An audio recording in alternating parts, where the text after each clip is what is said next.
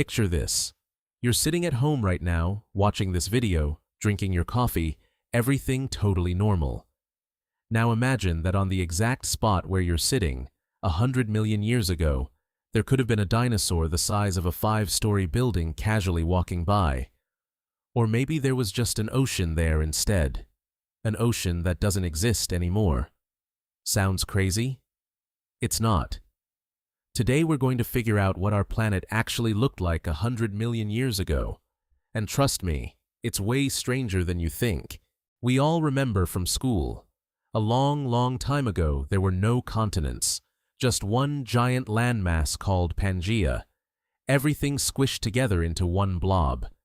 Here's the thing though, by the time we're talking about 100 million years ago, Pangea had already broken apart. It split roughly 50 to 60 million years before that, and the world became two massive continents. Laurasia in the north, Gondwana in the south. And right around this time, 100 million years ago, these two supercontinents were pulling apart even more. India, still attached to Madagascar, broke off from Antarctica and started drifting north. South America was slowly separating from Africa. This is when the future Indian Ocean started opening up. So the outlines of the continents were already starting to look like what we see on a map today. But, and this is the key part, they weren't anywhere near where they are now. India hadn't come close to Asia yet. The Atlantic Ocean was maybe a third of its current width. And Australia was still stuck to Antarctica. Imagine a globe that someone put together slightly wrong. Everything looks familiar, but it's all been shifted around. Now, let's talk climate. And this is where it gets really interesting. Forget glaciers, forget polar bears and penguins. None of that existed. Earth, 100 million years ago, was so warm that there was no ice anywhere. Not at the North Pole, not at the South Pole, year-round. And we're not talking a bit warmer. Scientists have found fossilized palm trees and reptiles in Alaska. And on Ellesmere Island, that's the northernmost tip of Canada, basically right next to the North Pole. Today, it's permafrost. Back then, it had subtropical forests. Because of all that heat, ice wasn't locking water away at the poles, and sea levels were roughly 170 meters higher than today. Just sit with that number for a second. That means a lot of land that's dry today was actually the floor of a shallow sea back then. Some continents that are one solid piece of land now were literally sliced in half by these seas.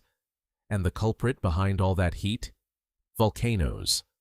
From about 125 to 90 million years ago, the planet was going through insane volcanic activity. Massive amounts of lava, massive amounts of CO2 pumped into the atmosphere. Basically a natural greenhouse effect, on a scale that's hard to even wrap your head around today. And on this incredibly warm planet, covered in shallow seas, dinosaurs were living their best life. This wasn't just some random era for them. This was their prime. This is exactly when giants like Argentinosaurus roamed the earth. A creature that could stretch 30 to 35 meters long and weigh as much as several blue whales combined. And it wasn't some one-off freak of nature. Giants like this were actually pretty common back then. But there was a quieter revolution happening at the same time. In the tropics, the very first flowering plants were starting to appear. Up until this point, the planet had gone millions of years without a single flower, just ferns, conifers, gymnosperms. And then, out of nowhere, the first flowers show up. Small and unimpressive by today's standards, but this is literally where every garden, every meadow, every bouquet you've ever seen got its start.